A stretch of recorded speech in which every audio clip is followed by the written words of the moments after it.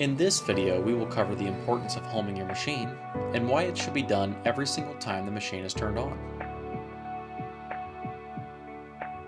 After the home screen loads on the controller, you'll be confronted with a warning. Simply press OK, and now we can press the home button.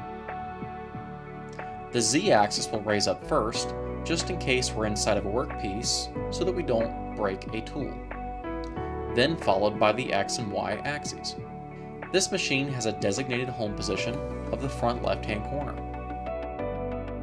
The machine uses magnetic proximity switches and tabs to calibrate. These can be found on all three of the axes. Now that the home procedure has been completed, you can safely jog any one of the three axes. It is important to note that if a slip or a stall should occur, you should always rehome the machine. Thank you so much for watching that video.